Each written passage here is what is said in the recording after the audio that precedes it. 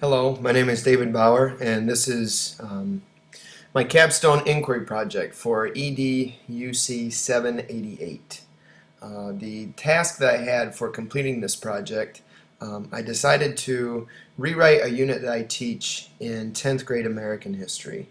The unit that I chose is on the progressive era in American history, which is typically considered to be from around 1890 to 1920. The progressive era was a very important era because it dealt with the changes that were occurring in the United States due to industrialization and urbanization. A lot of the changes that took place during the progressive era made lives a lot better for people despite the negatives that came out of urbanization and industrialization. So it really is an important era for students to learn about, but after 3 years of teaching it, each year it seems that the kids really don't get that interested in it. I've tried a number of different approaches, and they've all, I don't know, kind of fallen flat, so to speak.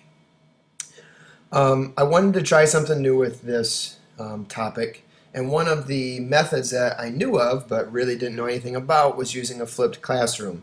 About the extent of knowledge that I had of a flipped classroom before starting the project was that it had something to do with maybe watching videos outside of class, but really after that I didn't know what the idea was behind it. So I decided to just kind of take a chance, do my research on a flipped classroom, and hope that it would lend itself to the unit that I was teaching. Otherwise I was going to be doing a lot of research and then have to still go back and choose a different method. Fortunately, as you're going to see, using a flipped classroom I felt was going to work out for this unit, and the research that I conducted really gave me great insight into how a flipped classroom can work. So this first page that you would come to when looking at my website has an introduction just kind of explaining what the website is, what the project was, and then also how I plan to kind of attack this project, what I was going to do to go through it. So I started by conducting research on what flipped classrooms are, how they've been used by various teachers at various levels, including high school and college level. I've found, trying to really focus on finding challenges that people have already discovered with the flipped classroom, and also trying to come up with some solutions that they have, that they've had. As I went, I created my annotated bibliography rather than try and keep the references and then go back and make that annotated bibliography all at the end. I kind of did that as I went so that I had a good remembrance of what each article or each reference or each source was saying while I was there. After I had done this, I went back, I redesigned the unit, hopefully making it better, a better fit into a 21st century framework where students are doing things like collaborating, using technology, communicating with one another, etc. In my final website, obviously after I'm finished with this video, I'm also going to embed the video right into this first page so that people can see the introduction when they come to it. At the top of the page you can see that there are a number of different tabs that I have included. The first one are the standards that this unit meets, and so I included the Common Core standards in American history. It actually hits 3 of them that I'm using, and this is an approximately 2 to 2.5 week unit. I also created some content goals that would be what the students are trying to achieve during this 2.5 week unit, and I included some of the different 21st century goals and technologies that students will be using in this unit. These standards are also paired up with specific lessons, and when we get to that point in my lesson plans, I'll show you how I've included those to sort of show how each lesson hits each of these standards. So the next tab that I created on my page was one that was called For and Against Flipping. And the reason I created this was kind of to show some of the different resources and research that I was able to find. A number of people, when I brought up the topic of using a flipped classroom, said, "Oh, that sounds really interesting. Yeah, I've always had this question about it. I've always wondered what would happen in this case." And so my research, I kind of wanted to answer those questions, but also answer questions of my own that I had. I started with a description of what a flipped classroom is, And as I said earlier, my definition of what a flipped classroom was really quite narrow. In my research, I found that different educators are using flipped classrooms in many different ways. It doesn't have to be just a video lecture that students are watching at home. I found one professor at a college who specifically, his flipped assignments or his assignments outside of class was strictly students engaging primary sources, where they were looking at these primary sources at home and then coming back into the classroom to really dive down deeper into them and to analyze them more. So as far as what a flipped classroom is, this research really opened my eyes to how broad a topic flipped classrooms are.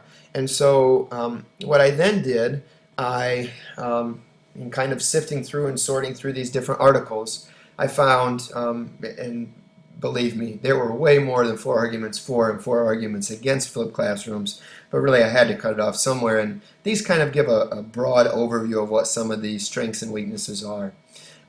Some arguments in favor of flipping, as you can see, it allows students to get more help from the teacher with higher order thinking tasks because they're doing them in class.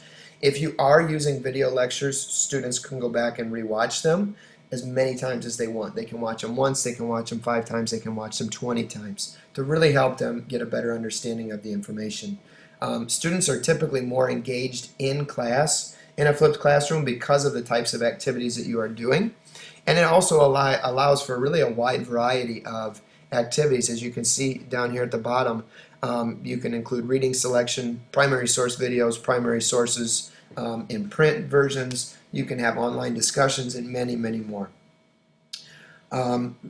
Obviously, as with any debate, there are going to be some people who are against the use of flipped classrooms. One was the concern about access to all videos. If you are doing video lectures or if you are doing assignments that are strictly web-based, some students simply don't have internet access at home.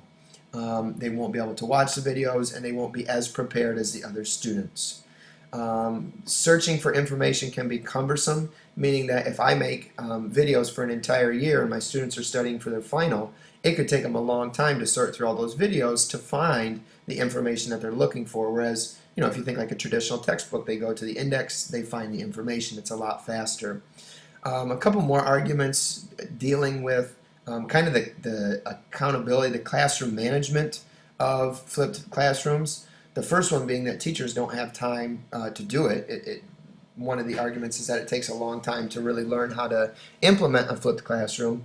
And then also it's hard to have any kind of accountability. If you're using a classroom lecture, you can see right there that the students are listening. You know that they're in the classroom. Whereas with the videos, you can't necessarily guarantee you can't guarantee that the videos are necessarily being watched. Why I chose to attempt, I put down at the bottom. The arguments against, they definitely kind of made me stop and think. But in the end, when looking at a couple of them, access to videos, one of the things that I included was I'm going to create kind of like an office hours for students where they can come both before school and after school to be able to see these different videos or electronic sources if they need to. If they don't have internet access, I'll give them that chance where I'm opening up my classroom. And the after school hours might not necessarily be immediately after school. I might in fact make them from 6 to 7 at night so that students who are involved in athletics or other extracurriculars can come back after that. Also, I found out in my own experience that really creating a lesson and even an entire unit with a flipped classroom, it really didn't take me a whole lot of time.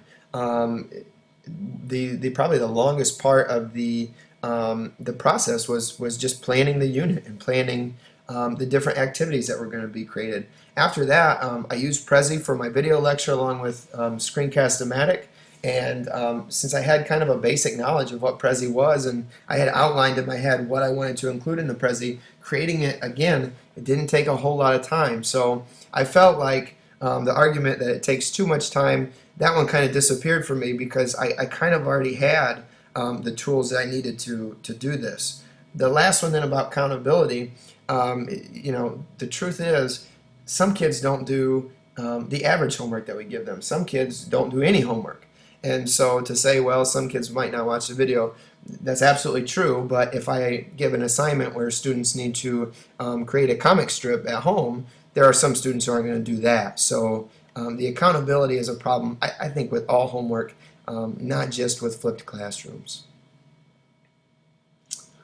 The unit resources tab is what comes next, and I tried to include the unit resources here as PDFs. I did it as a PDF so that it would be really easy for people to access, hopefully from any type of computer or personal device. System requirements wouldn't be a huge issue, I was hoping. I also listed them in order here of chronology, in other words, what order that they will be used. And I included this list just so that it would be easier for people to see exactly what order they're being used in, whereas if you look at the bottom, it puts them in alphabetical order. The progressive era down here, the reading activity actually goes with lesson 1 rather than at the bottom. So this tells you exactly what order they're used in. I'm not going to open them up and go through each one of them, but I will give just kind of an explanation of what they are. Each of the lessons comes with its own lesson plan document, and then up here you can see what the supplemental the supplemental resources go with. You can see where the video and the quiz will be used, as well as where the rubric will be used. I will show you the unit map that I created just real briefly so that people know exactly kind of what my unit is all about. The unit starts actually with a video review, and that's the video that I included and I made with Prezi. The students take a quiz over that in day 1, and then from there we move into the progressive era and what it was all about. Days 2 through 4, students are creating an advertisement for a progressive reform where they have to kind of drum up support for that reform. In day 5, students are assigned one of these two statements that they will have to either support or actually attack and go against. One says that the progressive era benefited all members of society. The other says that it only benefited a part of society. And they have to use information that they already have about these progressive reforms to either support or refute one of those statements. Days 6 through 10, students are creating a digital comic strip. And if you would like to see more detail into that assignment and also the rubric, you can look at those resources in the resources folder. But essentially they have to show what life would be like today if it was not for these different progressive reforms. The next tab that we will take a look at is my annotated works cited. I think this one is essentially kind of self-explanatory, but as I mentioned earlier, I created these annotations as I was going through each source, so that way it would be fresh in my mind and it would be easy for me to remember. I didn't have to go back and re-look at every source. I had it already completed. Finally, then I have my reflection.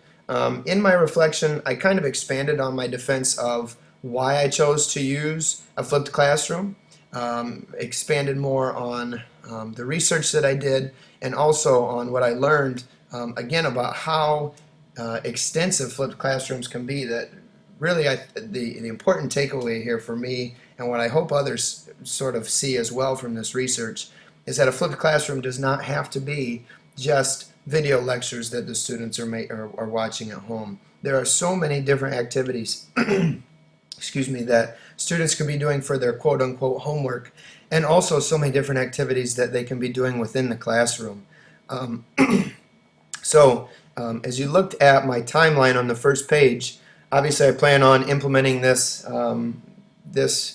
unit next year. If it works, then I'm going to continue to go with it, and I might even try to flip other units in the future. So thank you very much for your time, and for any comments that you are willing to give to hopefully strengthen this project.